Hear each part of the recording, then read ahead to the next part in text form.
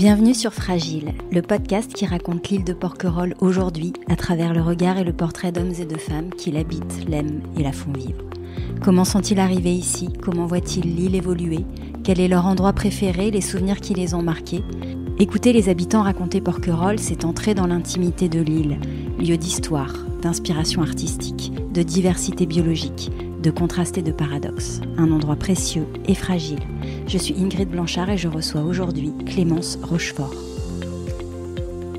Bonjour Clémence, je suis très heureuse de vous accueillir dans le podcast. Clémence, vous êtes comédienne, vous avez publié en septembre dernier un livre intitulé Papa, paru chez Plomb, un vibrant hommage à votre père Jean Rochefort dont on va parler bien sûr. Mais pour les auditeurs du podcast qui se demanderaient quel est votre lien à Porquerolles, il est bon de préciser que vous êtes familière du lieu, puisque c'est un endroit où vous venez régulièrement en vacances depuis que vous êtes enfant.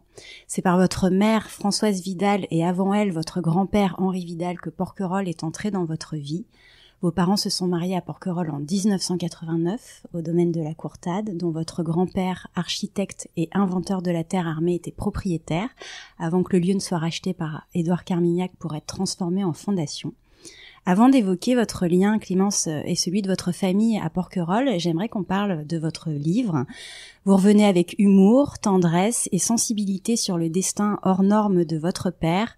Vous évoquez votre enfance, vous livrez par petites touches et scénettes des anecdotes savoureuses qui révèlent la personnalité délicate, facétieuse, voire un peu fantasque, mais aussi profonde, altruiste, humble, parfois mélancolique de votre père, les liens qui vous unissent, ses amitiés, ses passions, son jeu au théâtre comme au cinéma et les chevaux. J'ai lu d'une traite, avec beaucoup d'émotion et de curiosité. Dans une dédicace que votre père a faite de son livre Ce genre de choses en 2013, il écrit « Toi, ma Clémence, j'ai l'impression que tu rôdes autour des mots. Qu'est-ce qui a déclenché l'écriture de ce livre? Pourquoi vous avez choisi d'écrire, Clémence ?» J'ai choisi notamment par cette dédicace. Il me disait toujours écris, ne perds pas de temps pour le faire. Et c'est vrai, quand les personnes disparaissent, on a plus tendance à les écouter, toujours un peu tard. Et voilà, c'est des petites successions de choses comme ça qui m'ont vraiment donné envie d'écrire. Puis peut-être, comme j'ai choisi le même métier que lui, peut-être tout poser les choses pour ensuite m'autoriser à faire mon chemin. Il y avait peut-être aussi ce côté-là. Un certain besoin, une nécessité à un moment donné. Oui, nécessité, comme ça a été aussi un deuil partagé, public, peut-être un peu me l'approprier à un certain moment. J'avais aussi ce besoin. Clémence, alors je dois commencer par vous confier que je fais partie de cette génération qui a grandi avec Disney Channel et les soirées du samedi soir animées par votre père entre 1985 et 87, qu'on attendait impatiemment chaque semaine avec mon frère. J'avais entre 5 et 7 ans, autant vous dire que j'ai été marquée à vie par les aventures de Winnie l'ourson contées par Jean Rochefort avant d'avoir vu un seul de ses films. J'en ai même conservé des cassettes vidéo que j'ai montrées ensuite à mes enfants. J'ai lu que pour beaucoup c'est le premier souvenir qu'ils évoquent quand ils pensent à Jean Rochefort, avant sa filmographie, pour certains. J'imagine que comme pour moi, c'est la Madeleine de Proust de beaucoup d'enfants nés à la fin des années 70, début des années 80, et que je suis pas la première à vous le dire. Alors ma question, Clémence, c'est vous qui êtes née après, est-ce que vous en avez vu quelques-uns? J'en ai vu quelques-uns et je le raconte dans le livre aussi. Au début, ma mère les regardait au début de son histoire avec mon père, quand son entourage n'était pas du tout au courant, donc ses amis ne comprenaient pas du tout pourquoi elle était devant Winnie l'ourson le matin très tôt. Ils étaient un peu inquiets. Moi, j'ai vu quelques extraits. Mais c'est vrai que quand je pense à Winnie l'ourson, beaucoup de gens l'arrêtaient pour justement ça, et je repense toujours à cette anecdote avec ma mère. Ça vous fait quoi de vous dire que c'était lui qui racontait des histoires à des milliers d'enfants? Est-ce qu'il vous en a raconté à vous des histoires? Non, moi j'ai plus ce souvenir d'une éducation plus sévère. Il racontait moins. Et puis il voulait pas non plus être un poids en plus. Ça faisait partie de son métier. Alors si on voulait écouter, regarder ses films, c'était plus notre choix. Il voulait pas nous encombrer, nous imposer ça. Il savait déjà que quand on se baladait dans la rue, on était reconnus avec lui. Il comprenait un peu que c'était pas toujours évident pour nous. Donc, il n'en rajoutait pas. Ouais, il n'y avait pas de surenchère. Justement, vous évoquez votre éducation. Quel type d'éducation vous avez eu, Clémence? C'était une éducation en même temps très libre et en même temps pleine de rigueur. Donc, c'était plein de paradoxes. Je pouvais lui parler beaucoup de choses de ma vie et en même temps, il imposait des choses essentielles, la rigueur, le travail, le courage, une éducation beaucoup autour du sport, de la nature, des chevaux.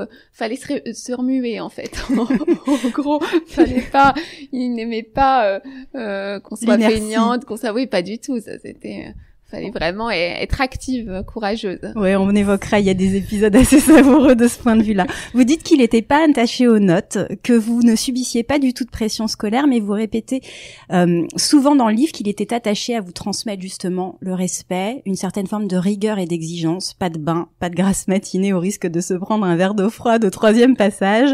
Seul Arte et France 5 étaient autorisés, à la limite France 3. Voilà, il n'était pas très conventionnel non plus, il détestait les dimanches familiaux, dites-vous, les grandes réunions de famille, pas davantage Noël, le sapin n'était pas dans le salon, mais dans le jardin. Et pourtant, il vous a transmis un certain nombre de valeurs, le respect des autres, l'humilité, la nécessité de l'autodérision, la passion de la vie, la politesse, l'attention aux plus démunis. Vous écrivez, sous ces airs de révolutionnaire athée, la tradition lui tenait quand même à cœur. Est-ce qu'il vous a davantage transmis les valeurs du cœur que la tradition, peut-être des conventions ? Et est-ce que vous lui en êtes reconnaissante aujourd'hui? Oui, j'en suis assez reconnaissante. Oui, valeur du cœur, mais en même temps le respect des autres s'ils avaient des conventions, et comme sa famille en avait aussi, il nous a quand même transmis. Oui, c'est-à-dire tout ce qu'il a détesté plus jeune, les réunions de famille où il s'ennuyait beaucoup, il rêvait déjà de la fiction, il était pas doué du tout pour les études, il ne l'exigeait pas, il disait pas bon, faut que tu me ramènes un 20, alors que moi j'ai eu des 0 toute ma vie. Il trouvait ça absolument illogique. Mais évidemment, si on pouvait être très doué pour l'école, ça lui aurait beaucoup plu, ça l'arrangeait aussi, hein. Mais voilà, ne pas exiger, voilà, ça c'était sa grande formule. Et puis oui, je pense que c'est avec le temps qu'il est devenu beaucoup plus loufoque et tout. Il était beaucoup plus conventionnel plus jeune, et je pense que la rencontre avec ma mère a beaucoup joué. Et puis je pense son âge aussi, il a pris du recul sur son existence, sur lui-même. Peut-être qu'avant il était uniquement préoccupé par son métier, par ses chevaux, et peut-être que quand on vieillit, quand on a des enfants beaucoup plus tard, on prend du recul, on a tout prouvé, on devient un père beaucoup plus léger, très drôle, et en même temps il a gardé une certaine rigueur que lui avait inculqué son père, donc il était très sévère avec lui, et il disait que ça comptait, que c'était jamais vraiment entendu avec son père, mais le fait qu'il lui a inculqué le courage, le travail, il l'a remercié après. Ouais. Ils ont eu aucun rapport, mais après il l'a vraiment remercié de lui avoir donné tout ça et transmis tout ça. Il a voulu faire pareil avec nous. Ça rendait service dans la vie. Vos parents vous ont eu respectivement à 42 et 62 ans. Pour vous protéger, ils vous ont même caché leur âge jusqu'à l'âge de vos 11 ans, se retirant 2-3 ans pour votre mère, 17 ans pour votre père. Tranquille, dites-vous. La question de l'âge est quelque chose d'important et de structurant dans la relation que vous avez eue avec votre père. Vous écrivez, il y a eu cette urgence dès le départ. Je me suis rendu compte que mon père était plus âgé que les autres papas, et en quelque sorte, il ne fallait pas traîner si on voulait se rencontrer, se connaître. Si cela a pu être peut-être difficile à vivre à certaines périodes de l'adolescence, ça a été aussi une façon de vous rapprocher de lui. À l'âge de 17 ans, il a 80 ans, vous ressentez cette urgence à profiter de chaque instant avec votre père. Est-ce que vous iriez jusqu'à dire, Clémence, que cette urgence vous a permis pour le moins de mieux connaître votre père, de saisir l'intensité de chaque instant? Oui, exactement. Finalement, ce livre, c'est plus un père qui vieillit, un père âgé, qu'un père comédien et connu. Et c'est vrai que moi, j'ai assez vite réalisé. Puis mon père était assez franc. Il me disait, je vais bientôt mourir. Alors c'est un peu difficile d'entendre ça quand on a 15-16 ans, mais ça m'a évidemment permis de profiter de lui. Alors j'avais toujours cette angoisse, cette urgence, mais en même temps, il y a une contrepartie très agréable. J'ai beaucoup occupé son temps à la fin. Ouais, oui, on le sent. Vous décrivez des épisodes qui sont très beaux d'ailleurs. Vous relatez aussi des épisodes qui, avec le recul, peuvent sembler drôles, mais qui n'ont probablement pas été évidents à vivre quand vous étiez enfant ou ado. Vous racontez les facéties de votre père avec vos amis, son incongruité parfois. Par exemple, quand il faisait fuir vos camarades en passant les 4 saisons de Vivaldi et en lançant « Cultivez-vous un peu, bande d'ignorantes », qui les effrayait en imitant la chauve-souris au détour d'un couloir. On peut tout à fait bien l'imaginer. Qu'est-ce que vous ressentiez alors, et comment vous relisez peut-être les épisodes aujourd'hui? Oui, aujourd'hui, j'en ris et je leur remercie d'avoir été comme ça. Parce que quand je vois le père de d'autres amis, ils sont moins marrants.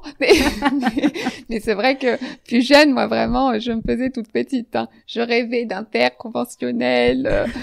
Il est terrorisé avec vraiment. Un métier plus conventionnel. C'est-à-dire, mais je voyais aussi en même temps beaucoup d'admiration de mes amies. Elles étaient toutes émerveillées aussi de le voir. Et c'est plus moi finalement. Je disais qu'est-ce qu'elle pense. Et finalement, après, on s'en fout parce qu'on a toujours, je le raconte dans le livre, toujours les petites remarques. Il est âgé ton père, donc c'est toujours des remarques qui angoissent. Et j'ai peut-être réalisé qu'il était âgé justement par ces remarques de mes camarades de classe quand ils venaient me chercher à l'école. C'est là que tout revient en fait. Quand un de tes amis dit il est vieux, ton père il a quel âge, et c'est là qu'on se rend compte en fait. Ah oui, c'est vrai, mon père est plus âgé. Et en même temps, il avait un comportement de jeune. Oui, bien plus jeune que les autres. Exactement. Et puis oui, je pense par le maintien, par l'allure, par sa manière de s'habiller, il disait que c'était la moindre des choses. Il m'avait eu tard, donc fallait au moins être irréprochable sur le reste. Oui, une âme d'enfant encore. Hein. Il disait lui-même que toute cette bande du conservatoire, ils avaient gardé comme une âme d'enfant encore. Puis pour être comédien, faut être un peu émerveillé de tout tous les jours et garder cet émerveillement à chaque fois. Cette idée d'émerveillement qui lui est vraiment propre et qui rayonne et qui certainement fait sa popularité et le fait qu'il est il est l'attachement profond aujourd'hui des gens qui ont pu l'apprécier dans ses films. À quel moment vous vous êtes dit que c'était une chance d'avoir un père comme lui? À 17-18 ans, en fait. Voilà. Là, je me suis rendu compte. Oui, quand il a eu 80 ans, quand ses copains, notamment Bruno Kremer, commençaient à mourir, tout ça, toute cette bande du conservatoire, j'ai dit, mon père, ça risque d'être le prochain, ils ont tous le même âge. Et c'est là que je me suis rendu compte. Puis quand on prend du recul, quand on avance aussi dans sa vie, tout ce qu'on peut reprocher à ses parents, on se dit finalement que, on ne choisit pas, c'est pas évident. Moi, c'est toujours peut-être beaucoup plus âgé, et puis, après, on peut comprendre, hein. Les rencontres, on ne calcule rien. Et c'est vrai que tout ce que j'ai reproché à mes parents plus jeunes, finalement, même si mon père me manque évidemment, ça m'a appris autre chose, d'avoir un père plus âgé, comédien, cette vie à la campagne, enfin voilà, tout ce que j'ai reproché maintenant. Ça a été un cadeau, quoi. Oui. Et en même temps, vous avez eu le droit d'être adolescente et un peu en rébellion à un moment donné. On peut tout à fait le comprendre. Vous racontez les week-ends, les sorties au théâtre, vos discussions lors des déjeuners avec lui, des échanges profonds, donc plutôt sur la fin de sa vie. Quel est le plus beau souvenir que vous avez eu avec votre père? Moi, je dirais peut-être quand on allait voir Gérard Depardieu qui chantait les chansons de Barbara, et ça c'était au Théâtre des Bouffes du Nord, et ça j'en garde un très beau souvenir. C'est la dernière sortie de mon père, après il était plus sorti, c'était en février 2017, et c'est vrai que j'en garde un très beau souvenir. Il était très ému d'y aller, peut-être encore plus parce que c'était avec moi, et voilà, il était très lié avec Gérard Depardieu, et c'était très émouvant après de les voir tous les deux ensemble, de le voir aussi très ému par ce spectacle. Et oui, c'était beaucoup de choses et on se rend compte, je me rendais compte plus ou moins que c'était la fin, quoi. Donc, évidemment, il avait longtemps hésité à y aller, justement, parce qu'il était plus en forme. Et voilà, on apprécie davantage les moments quand ce sont les derniers, hein, évidemment. Il y a une tendresse profonde dans ce livre, une forme de pudeur aussi. Vous dites avoir hésité à prendre la plume. Est-ce que vous vous êtes retenu de partager certaines choses? Oui, tout à fait. Ce livre, en fait, allait un peu à contre-courant de mon éducation très pudique, discrète. Donc, au début, c'était pour en faire un spectacle sur scène, et c'est une amie productrice qui connaissait très bien mon père qui m'a dit mais fais-en un livre avant, ça peut être une très bonne idée. Et c'est finalement grâce à elle que je me suis autorisée à écrire, et finalement que beaucoup d'amis de mon père m'appellent pour me dire il aurait été content, c'est bien. Puis même évidemment que ma mère aime beaucoup. Ça m'a confortée dans ce choix, oui. C'est vrai que la démarche n'est pas évidente. Faut pas les rester pudique. Je me serais abstenue d'écrire si ça n'avait pas été un hommage. Donc, il y avait plein de choses qui rentraient en jeu. Puis maintenant, tout peut être un peu déformé quand les choses sortent. C'est pas évident. Donc, j'avais plus peur, des retours, de la transformation de phrases, par rapport à l'idée quelque chose soit abîmé. Oui, c'est ça, qui était tout l'inverse, en fait. Et en même temps, le fait de l'écrire, c'est écrit. Et oui, donc, voilà, ça reste. Voilà, il y a l'interprétation des uns et des autres, mais enfin, voilà, ça reste écrit. Et vous savez ce que vous avez écrit. C'est aussi ce qui m'angoisse, c'est que ça reste. Alors, étonnante histoire que celle de vos parents qui se sont connus sur des terrains de concours hippiques en 1968 alors que votre mère avait 18 ans et votre père 38. Ils sont devenus amis, puis leur histoire s'est concrétisée 16 ans plus tard en 1984. Ils se sont mariés, comme je le disais tout à l'heure, en 1989. Comment décririez-vous le couple qu'ils formaient tous les deux ? Je décrirais un couple très indépendant l'un et l'autre, mais en même temps, ils avaient fondamentalement besoin de l'un et l'autre. Quand mon père partait en tournage, ma mère souvent y allait. Je décrirais aussi une passion commune pour les chevaux. Et mon père disait que c'était très important d'avoir une passion commune dans un couple. Et puis, je dirais une différence d'âge, mais finalement qui se voyait pas tellement, qui s'est vue à la fin, mais qui s'est jamais vue. Mon père était tellement dynamique et ma mère aussi.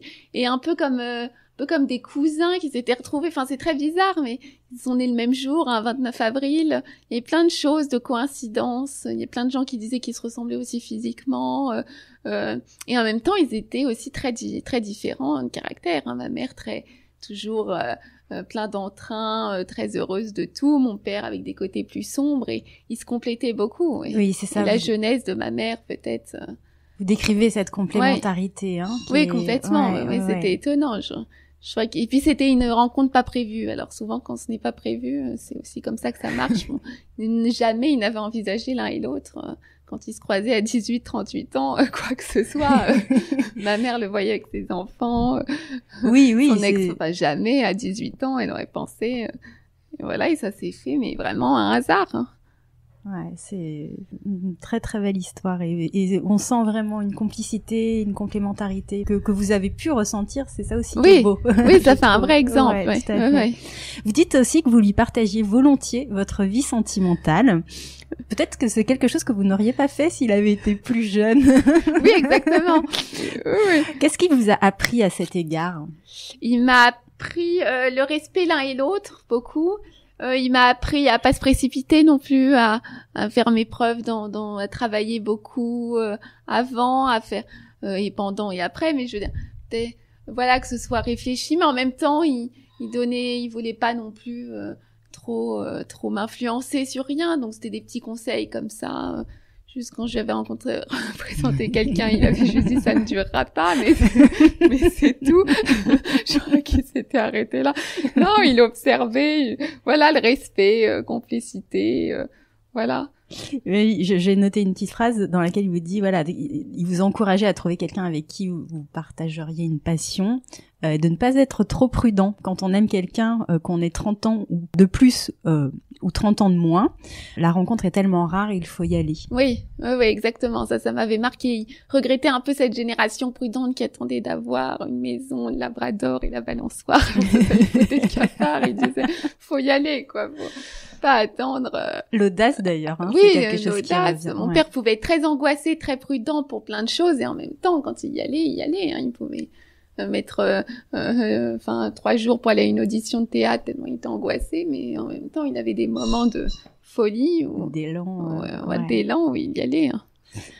Votre père a été fortement éprouvé par le tournage inachevé de L'homme qui tua Don Quichotte de Terry Gilliam. Vous étiez jeune. Comment vous avez vécu les périodes de dépression qui ont suivi ? Est-ce que vous étiez proche alors de votre père à cette période ? Oui, beaucoup moins parce qu'il s'était vraiment caché de nous. Il avait beaucoup de chagrin et c'est vrai que j'ai le souvenir plus d'un père absent. Moi, j'avais 8 ans. Et puis finalement, on s'en souvient pas tellement. Et puis peut-être à l'adolescence, ça revient. Je me disais, tiens, oui, c'est vrai que papa était moins là à ce moment-là. Et c'est vrai qu'il voulait rien nous imposer, ni sa tristesse. Donc, vous avez peut-être préservé. Oui, complètement. Et c'est vrai, oui, j'ai peut-être plus. Les souvenirs d'un père absent et vraiment meurtri par cette histoire. Mais même 10 ans après, même jusqu'à la fin, ça a été. À la fin, il prenait peut-être plus de recul, mais c'est vrai que ça l'a toujours. Culpabilité, habité par la culpabilité. Votre père avait le sens de la formule « Votre livre est truffé de ces maximes et autres phrases qui font mouche ». Ainsi disait-il, il faut apprendre à rêver, on ne rêve pas assez. Quand son corps le faisait souffrir, profite du silence de ton corps, vous disait-il, ou encore rire de soi-même nous sauve de tout. Qu'est-ce qu'il vous a inculqué de plus précieux et qui vous accompagne encore aujourd'hui ? Ah oui, moi, ce sont vraiment deux grandes phrases l'autodérision, Ouais. quand il est décédé, je me suis beaucoup servi de ça. Finalement, même à son enterrement, j'essayais de rire intérieurement, où il m'avait dit, tu feras de mon enterrement l'événement le plus mondain de l'année. Et c'est vrai, quand j'ai vu beaucoup de monde autour de moi, je me suis dit, tiens, papa avait raison. Ce sont des choses comme ça. Oui, ou l'autodérision, c'est rire de soi-même, rire des situations, et puis oui, profiter de sa jeunesse, de l'instant présent. Oui, c'est vrai, quand on a vu un père plus âgé, parfois ayant très mal partout, on se dit, on devient beaucoup plus anxieux un peu du temps qui passe, et finalement on en profite plus du coup. Ce temps qui nous est un peu imparti, on y va peut-être davantage.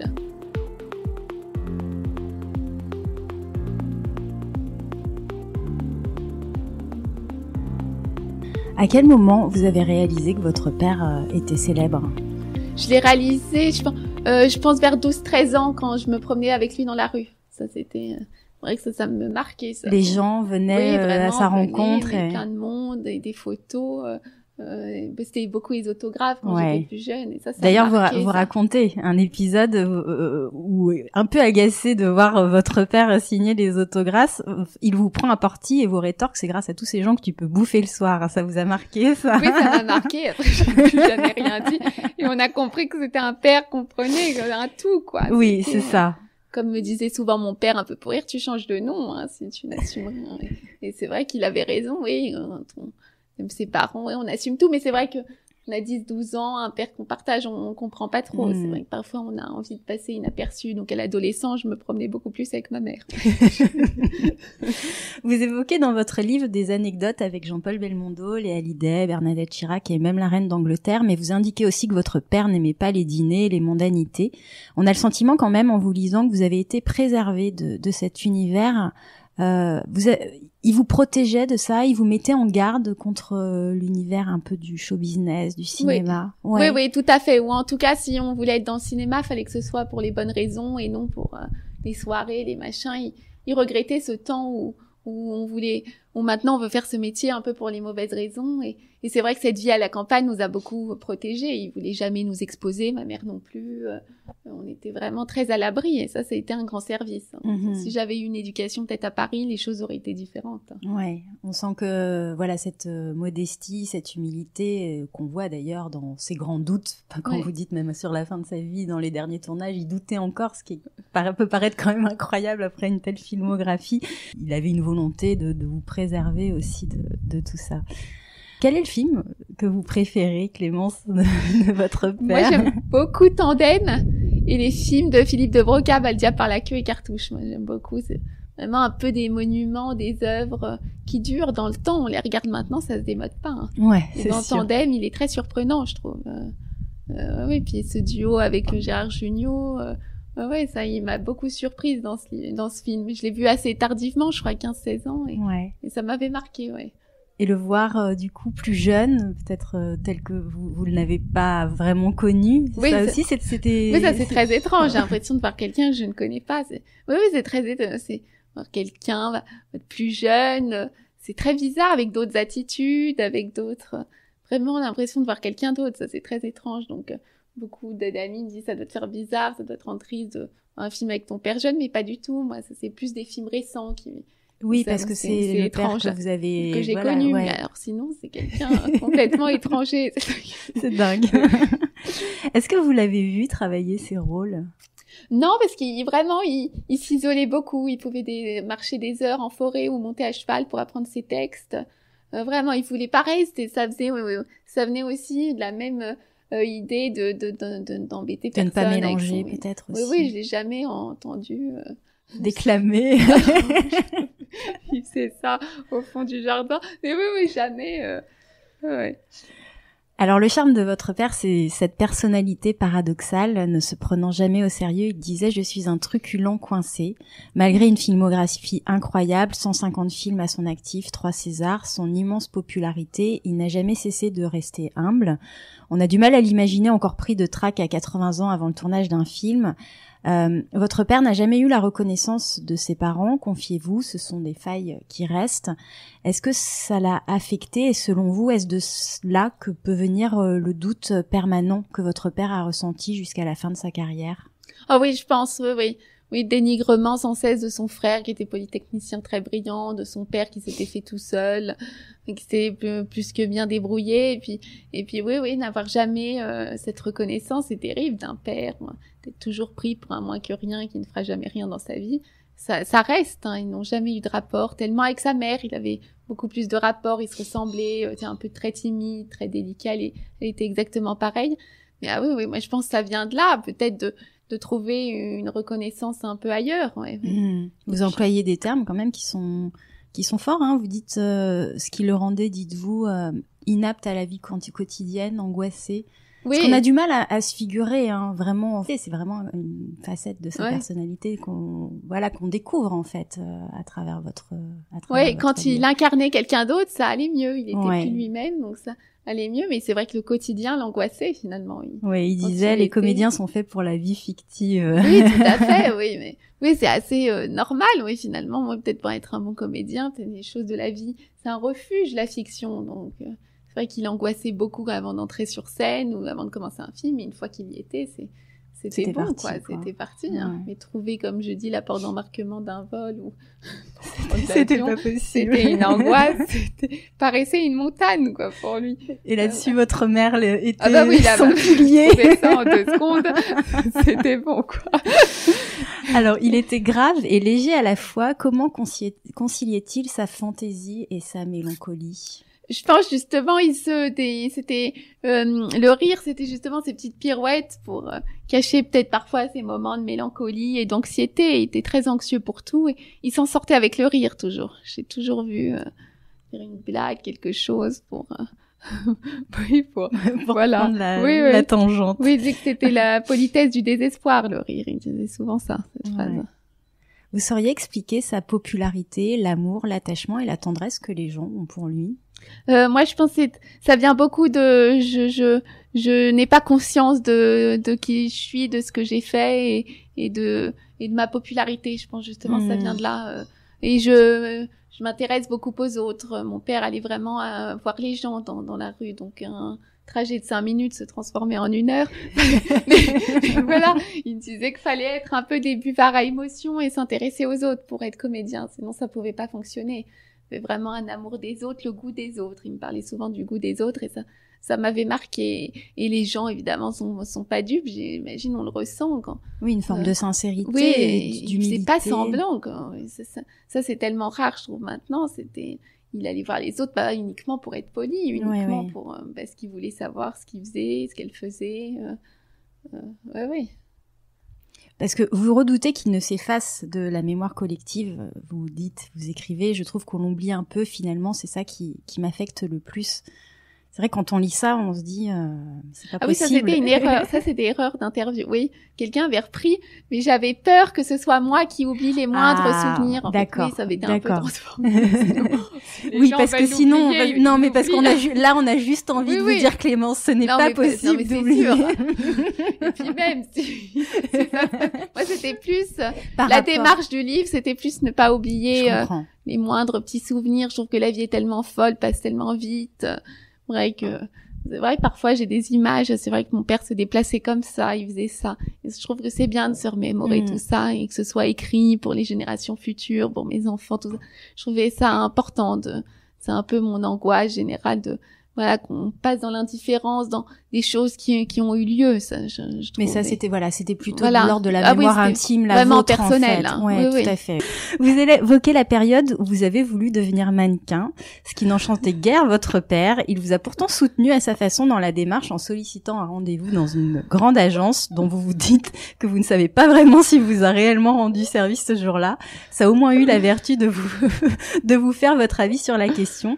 Comment a-t-il réagi quand vous lui avez annoncé que vous souhaitiez devenir actrice? Là, c'est plus lui qui m'a dit, si tu veux faire ce métier, fais-le. Parce que moi, je faisais une école de journalisme, je travaillais déjà dans le journalisme, mais je sais pas s'il devait peut-être soupçonner pas un grand enthousiasme de ma part. Et il avait besoin d'une jeune fille pour un court-métrage. Il m'avait dit, bah tiens, Clémence, mais vraiment comme ça. Et à la fin de la scène, il a dit, si tu veux faire ce métier, fais-le. Et il avait l'air très ému et je me suis autorisée à faire ce métier. Puis ça a été un peu ses derniers mots avant de partir. Comme ça que je me suis lancée. Je pense, mon père trouvait tellement peu de gens doués ou assez motivés pour faire ce métier que avoir son approbation. Je me suis dit, ça va. Il était très exigeant, ça, en revanche, pour ça. Oui, faut vraiment que ce soit une passion. On fait pas ça parce que papa fait ça. Ouais, tout à fait. Il vous aurait pas encouragé non, s'il pas avait du senti tout, que c'était pas une vraie envie au fond de vous. Et il disait, ce métier est terrible, encore plus pour les femmes. La caméra n'aime pas les voir vieillir. Est-ce qu'il vous a donné des conseils? Oui, il m'a donné des conseils de faire du théâtre le plus possible et justement aussi de faire ce métier pour les bonnes raisons. Puis il avait des petites phrases, un peu de jeu concrètes où il disait quand déjà une situation était un peu étrange, rocambolesque, qu'il fallait pas en rajouter, il fallait la jouer très justement. Et je crois que son jeu c'est beaucoup tourné autour de ça. Il y avait des situations complètement loufoques et il m'a dit dans ce cas faut la jouer très simplement. Et ça sont des choses qui m'ont marqué beaucoup. Est-ce que la personnalité éblouissante de votre père est un poids aujourd'hui pour vous qui êtes comédienne ou au contraire, est-ce que ça vous inspire? Ah oui, ça m'inspire et puis ça me porte. Peut-être que après il y a beaucoup de gens qui sont peut-être un peu réticents devant encore une fille d'eux et je comprends. Hein, et on a ce côté où on a l'impression que c'est systématique et on peut en avoir marre, ça je comprends. Mais moi à titre personnel, ça me porte plutôt. Oui, ça. Puis comme il est tellement aimé dans ce métier-là aussi, c'est ça, je le ressens, ça compte aussi. Il y a une bienveillance. Oui, énorme. Il y a un respect de cette génération-là, de toute cette bande du conservatoire. Il y a un vrai respect, je trouve. Et des encouragements peut-être aussi. Oui. Comment aurait-il vécu cette période selon vous? Quelles questions vous auriez aimé lui poser? Cette période qu'on vit actuellement de crise sanitaire. Oui, ça, il me disait toujours que, je dis dans le livre, il nous attendait pas que du bien pour plus tard. Donc c'est vrai que quand c'est arrivé, je me suis dit, il avait raison. Il était très soucieux de l'écologie, de la planète, des hommes qui s'entretuent entre eux. C'est quelque chose qui vraiment et ça, c'est vrai, un virus qui arrive comme ça de Chine, il aurait dit vraiment que la planète va mal. Il aurait dit une phrase comme ça. Il aurait été très inquiet finalement, parce que il aurait répondu que l'homme en fait trop, donc ça pouvait que nous arriver, cette chose-là. Mais c'est vrai que lui qui était un peu craintif des maladies, moi, seule chose qui me réjouit aujourd'hui, c'est qu'il soit pas là en ce moment, parce que lui qui était inquiet de tout. Oui, ça aurait été difficile, il n'aurait pas supporté de voir plus personne. Quel est le plus beau compliment qu'on vous ait fait sur votre livre, Clémence? Il y a un de mes profs de théâtre qui m'avait dit... Oui, j'aimais beaucoup cette phrase. De cette manière merveilleusement poétique, tendre, étrange, unique, totalement sincère, d'une réserve absolue et pourtant absolument impudique. Merci, chère Clémence, de ce beau livre qui n'est pas un monument funéraire mais un chant d'amour et de vie. J'espère que la tienne de vie te comble et que tu garderas longtemps cette approche d'oiseau à la fois légère et intense. Donc c'est des choses qui m'avaient... Oui, des messages comme ça, même de personnes que je ne connais pas, que je reçois beaucoup, et ça fait beaucoup de bien. Et en dehors du père acteur, il y a beaucoup de messages de personnes qui me disent que je les ai un peu aidées à traverser un deuil. Et ça, c'est vrai que je m'attendais pas du tout à ces réactions-là, et je trouve que ça réconforte beaucoup. Finalement, l'expérience que vous avez vécue, au-delà de la personnalité de votre père, touche bien sûr peut toucher beaucoup de monde, et que vous avez peut-être traduit quelque chose de délicat et de beau, et c'est vrai qu'on sort de ce livre avec de la joie, je trouve. Vraiment. Vous vous sentez plus apaisé après l'écriture de ce livre? Oui, complètement. Et souvent on me disait écrire, ça fait du bien après un deuil, mais si on n'essaye pas, on peut pas le savoir. Et c'est vrai que ça a été un chemin. J'ai écrit pendant 1 an, puis après il y a tout le processus où le livre sort, et c'est vrai que ça fait énormément de bien. Maintenant, il y a comme un côté, j'ai sorti quelque chose, mais on n'oublie rien. Je fais mon chemin, mais en même temps, il est là, il est toujours là. Je ne renie rien non plus.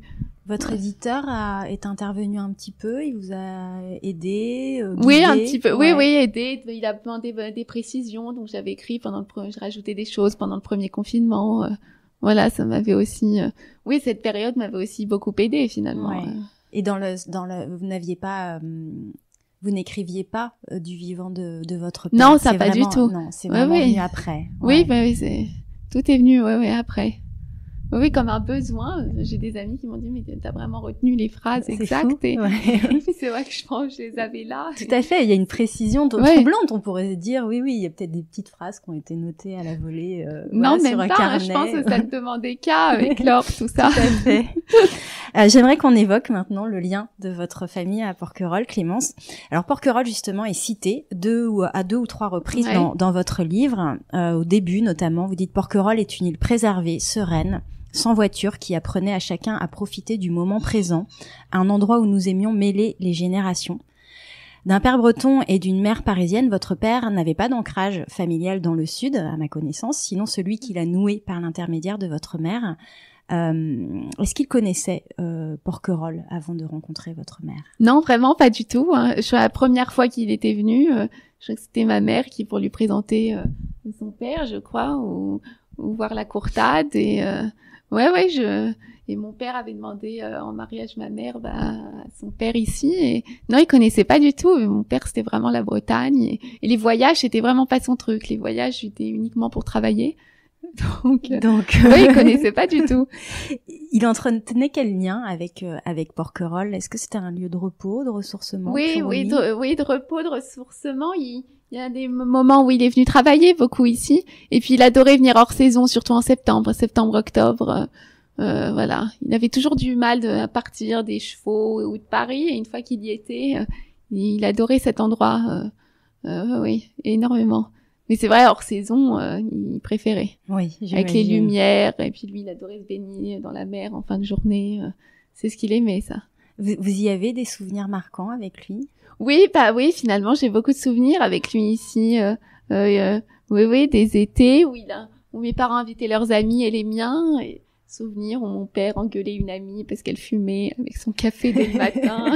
Des souvenirs de vacances. Des souvenirs où mes amis qui me rappellent, tout ça. Il avait dit à une de mes très bonnes amies, je crois que tu as atteint de spleen comme moi dès le petit déjeuner. C'est vrai. Et souvent elle m'en parle et ça l'avait beaucoup marqué. Était-ce un compliment? Oui, comme moi, c'est pour ça que vous êtes intéressante. Il lui avait dit ça. Et c'est vrai que je sais pas, on avait 21, 22 ans et ça l'avait marqué. Et ce côté, oui, moi j'ai invité mes amis et eux les siens et ça c'était un très bon souvenir finalement. Ouais. Côté, mon père aimait pas du tout, mais plus jeune d'un côté, non, il aimait. Oui, ce mélange des générations. Voilà, le côté de la transmission. C'était un lieu vivant où il y avait. Oui, très vivant. Où lui même n'invitait pas forcément ses amis de sa génération. J'ai des souvenirs ici de Vincent Delerme, d'Édouard Baird, de gens beaucoup plus jeunes que lui et qui étaient un peu plus âgés que moi. Donc c'est vrai que ça faisait un bon mélange.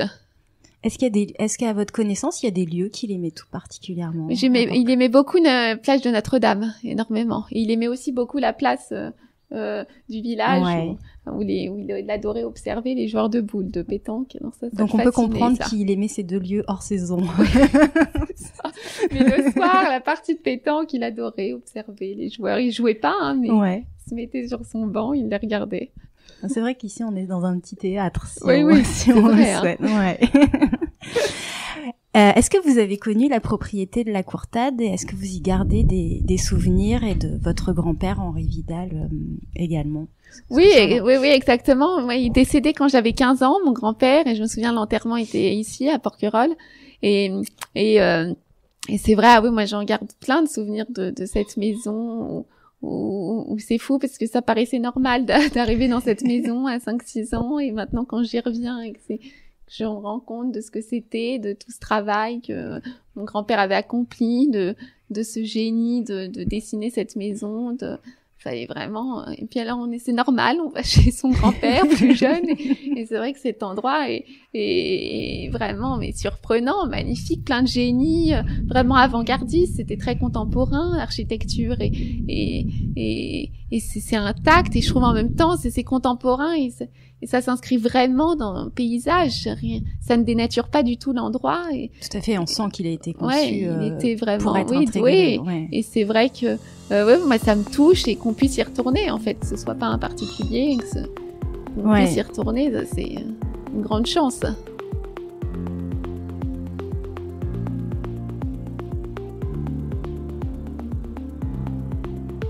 Alors, les Porquerolais sont nombreux à se souvenir des fêtes qui étaient organisées dans l'ancien cours de tennis. Est-ce que vous les avez connues ou est-ce qu'on vous les a racontées, ces fêtes-là? Beaucoup moins. Ma mère m'a raconté. Je crois qu'elle avait 30 ans, ma mère.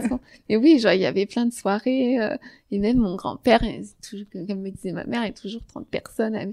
Et puis mon grand-père avait mis dans chaque chambre une cuisine pour embêter personne, pour pas embêter les gens avec le déjeuner le lendemain. Et chacun peut faire. C'était indépendant. Oui, il invitait plein de gens, il était d'une générosité énorme. Il avait fait plein de choses pour Porquerolles. Et c'est vrai, moi, quand je prends, par exemple, un taxi à la Tour Fondue, les gens me parlent de mon grand-père, autant de mon père. Et quand je viens ici, on me parle de mon grand-père, autant de mon père. Et c'est vrai que mon grand-père, comme quelqu'un de très généreux. Oui, qui a marqué beaucoup les Porquerolais, tout à fait. Oui, on l'évoque souvent dans le podcast. J'ai beaucoup de personnes qui me parlent d'Henri Vidal. Vous êtes né 3 ans après le mariage de vos parents. Est-ce que ce mariage au domaine de la Courtade, il vous a été raconté?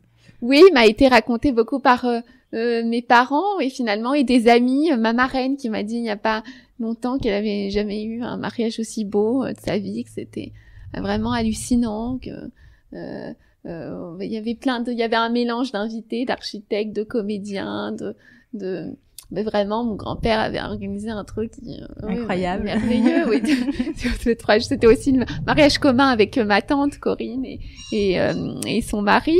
Et c'est vrai que oui, c'était quelques jours magiques au mois de juin dans cette maison qui c'est vrai quand on connaît pas l'île et en plus quand on débarque dans cette maison, j'imagine.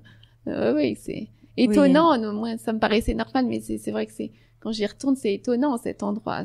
La propriété est aujourd'hui transformée en fondation d'art contemporain. Qu'est-ce que vous pensez de cet endroit, la Fondation Carmignac? Oui, moi j'aime beaucoup. C'est-à-dire une fondation d'art contemporain va très très bien avec ce lieu. Et puis ça a été bien fait, rien transformé justement grâce à Porquerolles. On ne peut plus rien construire, on ne peut que creuser. Oui. Donc ça a été creusé. On reconnaît l'endroit. Il y a des choses qui ont été, plein de choses qui ont été gardées. La base a été gardée. Et c'est vrai que ça apporte peut-être une forme de culture et d'autres personnes sur l'île. Moi, je trouve ça une très bonne idée. C'était pas évident. Qu'est-ce que ça aurait pu être après? D'ailleurs, ça convient à des personnes, enfin très peu de personnes, des particuliers. Je pense que des personnes qui préfèrent plus être à Saint-Tropez, tout ça. Oui, tout rapporteront dans une île des gens qui ils sont fortunés, qui ils veulent pas forcément être dans une. Donc c'était un hasard et que évidemment que Édouard Carmignac connaissent très bien ma mère et mes tantes. C'était un très bon concours de circonstances. Donc vous pensez que c'est une bonne chose pour ce lieu qui soit oui, très bien, oui. Ouais, on pouvez pas finalement espérer mieux. Tout à fait, c'est mon avis, mais moi je que ce soit ouvert, que les gens puissent apprécier. Ouais. Vous avez assisté aux expositions? Oui, aux expositions. J'étais allée à l'ouverture aussi, qui était très bien. Oui, magnifique. C'était magnifique. Oui, c'est magnifique. Et là, c'était très émouvant de voir ça, voir à l'ouverture, tout ça. Et là, pareil, certainement que vous aviez un regard à la fois à l'intérieur et distancié de voir cet endroit transformé. Oui, c'est vrai, quand on a des souvenirs plus de réunions familiales avec son grand-père, c'était étrange. Ça. De la même façon que vous regardiez votre père dans ses films plus jeunes. Je pense qu'il y a un peu cet effet de mise en abîme étrange. Ouais. Et vous-même, Clémence, à quel âge vous avez découvert Porquerolles? Moi, quand je suis née, depuis que je suis née, on m'emmène. Vous gambadez sur les chemins. C'est vraiment, je suis née au mois d'août, j'ai dû y aller l'été d'après, un an après, quoi. Donc c'est le lieu de vos vacances. Oui, c'est vraiment, mais chaque année, tout le mois d'août, on y est très souvent. Et j'invite toujours les mêmes amis qui peuvent aussi témoigner qu'elles viennent depuis 15 ans chaque année. Et voilà, oui, c'est un peu un lieu, c'est les vraies vacances pour moi. Il n'y a pas de voiture, il n'y a rien. Alors quand on revient sur les périphes à Paris, au bout de 3 semaines ici, c'est un peu bizarre. Brutal. On ne sait pas en fait quelle est notre vie, qui est vraiment en adéquation avec l'être humain, je trouve. Est-ce que finalement c'est la nature, ou est-ce que finalement on est complètement décalqué quand on revient à Paris? Et puis finalement quand on arrive aussi à Porquerolles, il nous faut 2-3 jours d'adaptation, je trouve. C'est très étrange cet endroit, c'est complètement à part. Et j'ai retrouvé ça, mais nulle part ailleurs, en France ou ailleurs. Côté vraiment île, vacances, on se promène pieds nus, à vélo, enfin c'est un côté complètement à part. Ouais. Vous ressentez le besoin de venir? Oui, je ressens toujours. C'est vrai quand j'arrive avec le bateau, mais oui, il y a quelque chose que vous ressentez. Oui, c'est vraiment. Et puis je trouve que c'est aussi un endroit où j'invite des amis. Je trouve là c'est exceptionnel, je suis beaucoup plus, mais je trouve ça agréable, un truc de partage, voilà, je trouve. Quand je suis à la maison, à la Bastide, je vois pas ce lieu sans vie, sans des amis, sans partage. Ça me fait autant plaisir d'y aller que cette bande d'amis qui soit toujours la même viennent à la maison. C'est quelque chose qui compte pour moi. Ça va avec Porquerolles, ça va avec un groupe d'amis. Ouais, on sent que c'est ouais. C'est un lieu qui se partage avec des proches, ça c'est sûr. À quoi ressemble une de vos journées sur l'île? Alors bon, là on est à une période un petit peu particulière, mais peut-être une journée d'été. Quelles sont vos activités? Moi j'aime beaucoup, je me réveille souvent très tôt. Ouais. Tout le monde dort à la maison, donc j'apporte le petit déjeuner. Moi, je me pose toujours à l'escale. J'adore voir l'arrivée des bateaux et prendre mon petit déjeuner là. Ça fait partie de mon bonheur de la journée. L'île avant qu'elle soit j'adore, investie. Le matin très tôt. Et puis, principe de prendre mon café, petit déjeuner à l'escale, j'aime beaucoup. Et je nage énormément. Et finalement, c'est beaucoup de sport. Et moi qui suis toujours à tout calculer et tout, là je calcule beaucoup moins et ça me fait beaucoup de bien. C'est des grandes marches, des grandes balades. J'aime beaucoup aller à la plage en fin de journée justement quand il y a plus personne. Voilà, puis un petit verre côté port en fin de journée. Voilà, la vie simple. Mais quoi. Oui, c'est faire un peu de bateau. Oui, il y a que des choses agréables. Quoi. Vous avez un endroit que vous affectionnez particulièrement à Porquerolles ou un ou des endroits? Oui. La plage, j'aime beaucoup, mais justement avec tous ces restaurants, j'aime beaucoup. Et finalement, oui, mais ce serait Notre-Dame et puis retourner finalement à la Courtade, tous ces endroits. J'aime beaucoup aussi la plage de la Courtade. Souvent, je retourne à la Fondation, puis après je vais me baigner. La Courtade.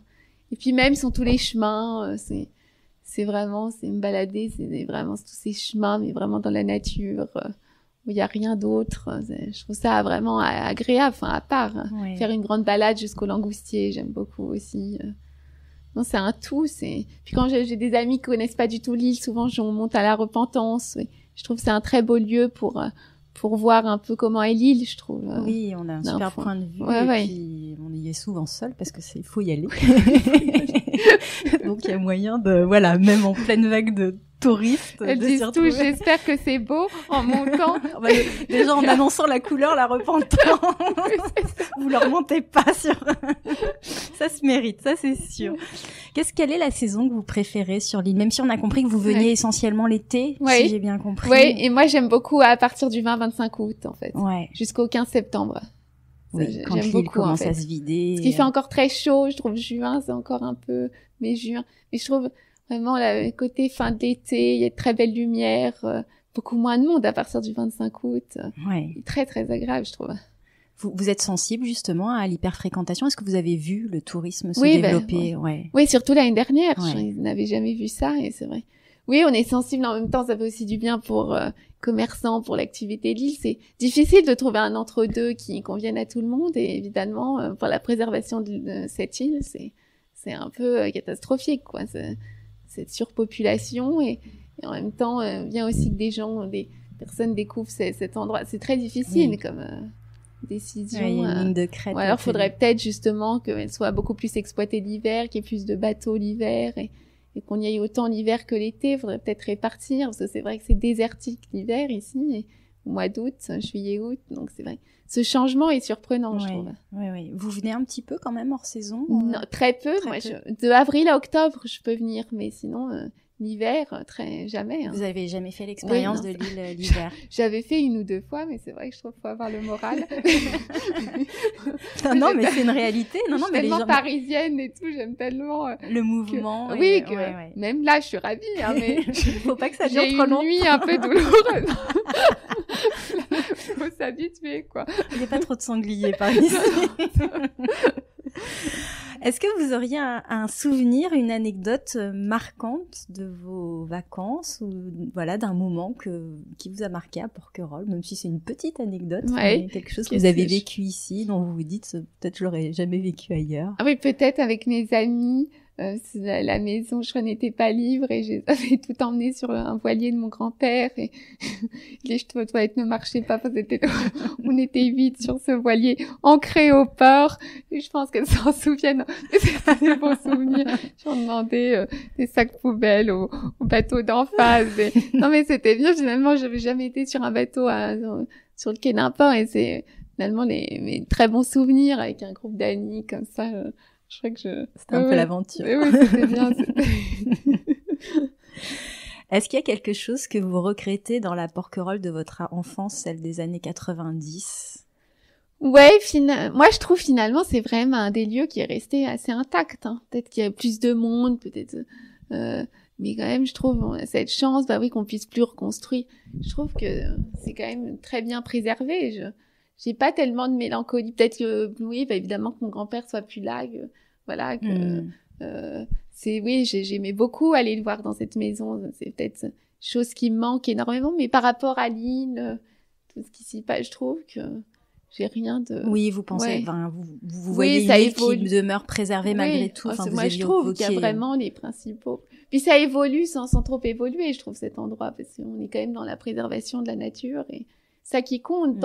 Tant qu'on n'abîme rien, c'est normal que ça tourne sur autre chose, qu'il y ait Édouard Carmignac et tout ça, c'est aussi normal que oui, pour vous, ça change. L'installation de la fondation, donc Carmignac, du domaine de l'île avec Chanel, vous pensez que ce sont des bonnes choses pour l'île? Oui, ça peut apporter autre chose, je trouve. Après, c'est tellement difficile que ce soit toujours des privés particuliers.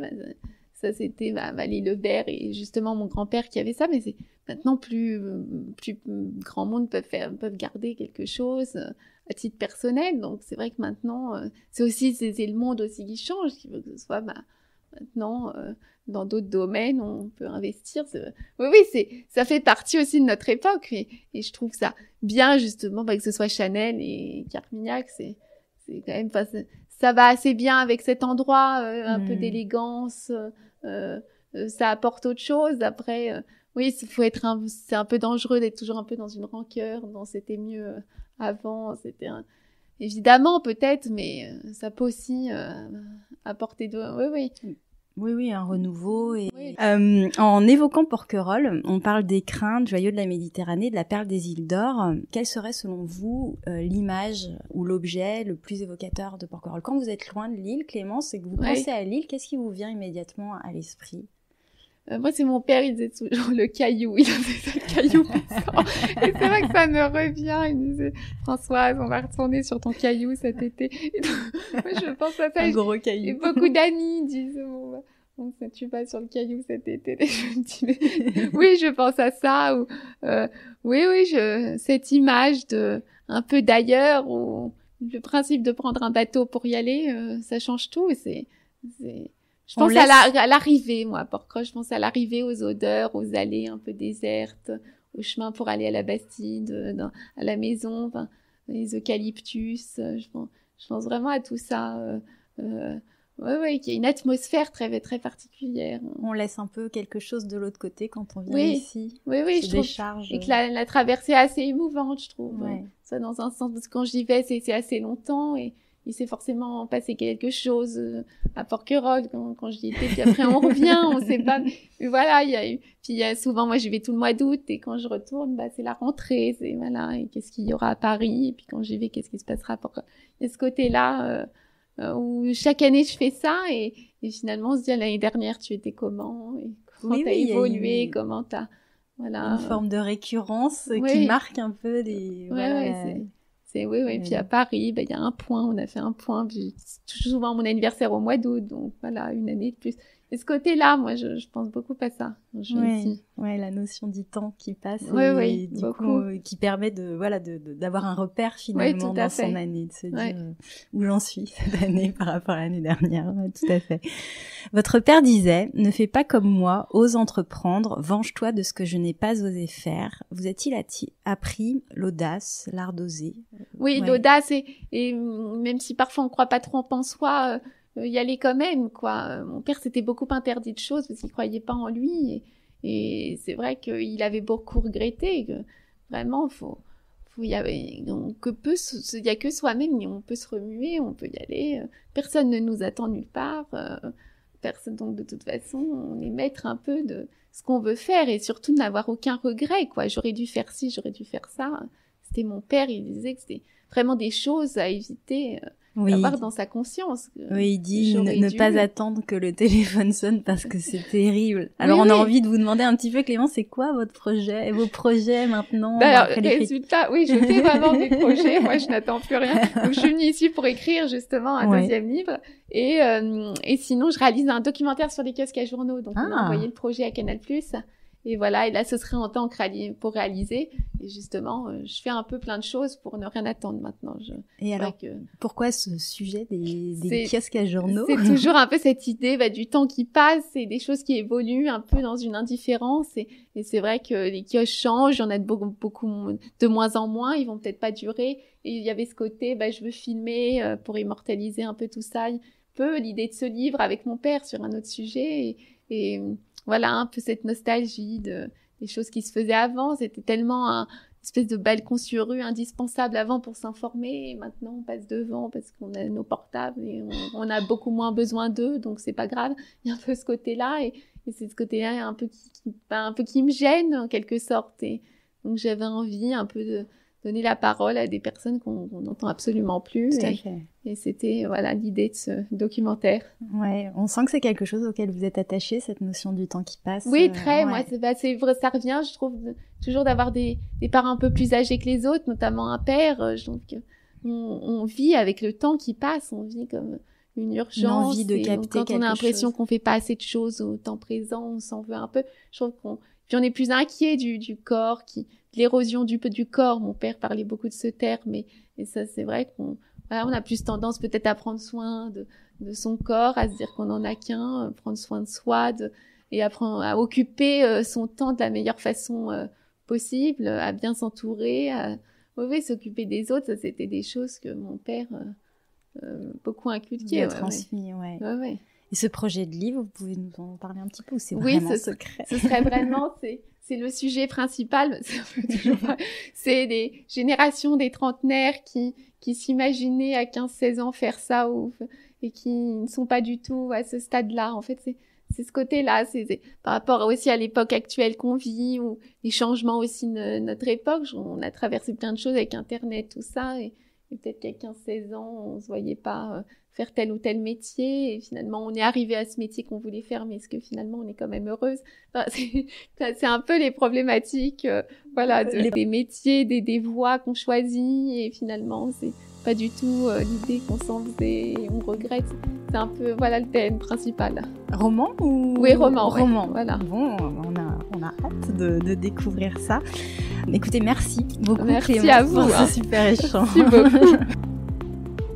Merci à Clémence pour sa sensibilité et l'hommage vibrant et lumineux rendu à son père, l'inégalable Jean Rochefort. Je rappelle le titre de son livre, Papa, paru chez Plomb en septembre dernier et disponible dans toutes les bonnes librairies. Je voudrais remercier Sophie d'avoir laissé ce commentaire sur Apple Podcast et qui écrit « Merci de nous faire découvrir la vraie Porquerolles, son histoire, celle de ses habitants, à travers ces témoignages ô combien précieux. Cela nous permet de faire connaissance avec les figures de l'île et de découvrir la Porquerolle authentique. Merci encore. » Merci à vous Sophie d'avoir laissé ce témoignage. Et si comme Sophie vous appréciez le podcast et que vous voulez lui apporter un vrai coup de pouce, vous pouvez laisser un avis 5 étoiles sur Apple Podcast ainsi qu'un petit commentaire. C'est la meilleure manière de le soutenir et moi ça me fait toujours très plaisir de vous lire. On se retrouve très vite. À bientôt.